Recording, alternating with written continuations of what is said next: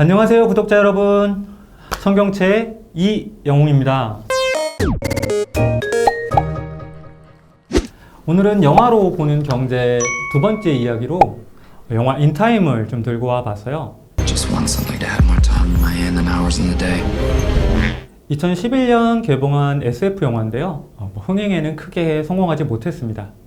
근데 이 영화를 한마디로 줄이면 시간이 곧 돈이다 라는 거예요. 실제로 내가 일을 하고 노동을 하면 이쪽 왼팔에 있는 시계로 시간이 주입이 돼요.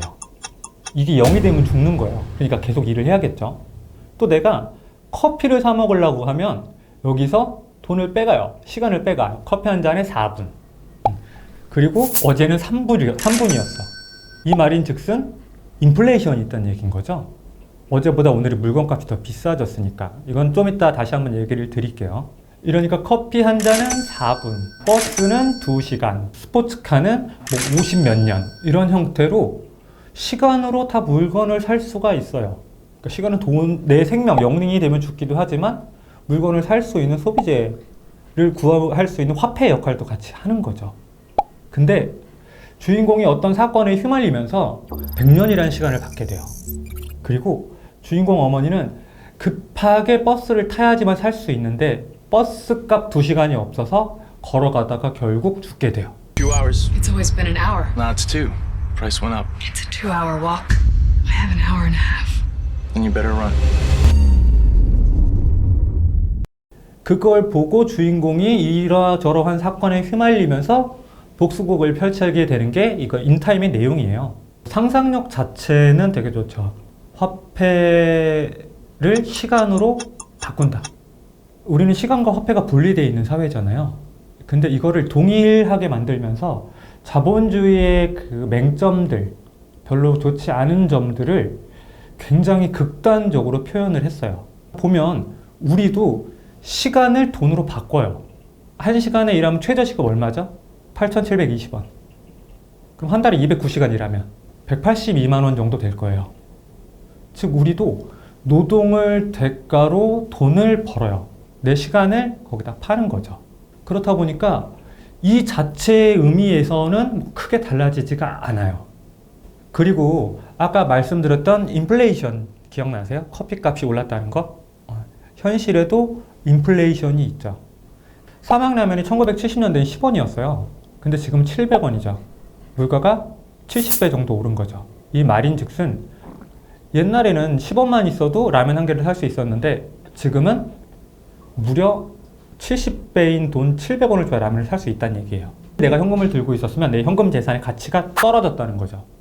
그래서 많은 사람들이 인플레이션은 보이지 않는 세금이란 얘기도 해요. 여기서 가장 중요한 점은 이거죠. 우리가 일반적으로 말하는 고용된 그 반대급부로 발생하는 노동이라는 건 내 시간을 그쪽에 빌려주고 내가 일정의 돈을 받게 되는 거죠. 즉, 내 시간을 돈으로 바꾸는 일이에요. 이건 가능하죠.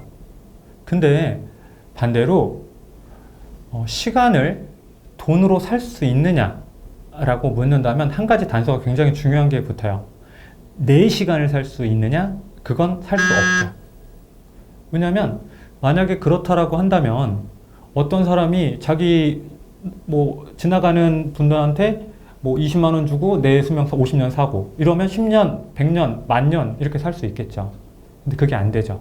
대신 남의 시간을 빌려올 수는 있죠. 그게 자본주의에서 말하는 고용관계가 이제 발생하게 되는 거죠.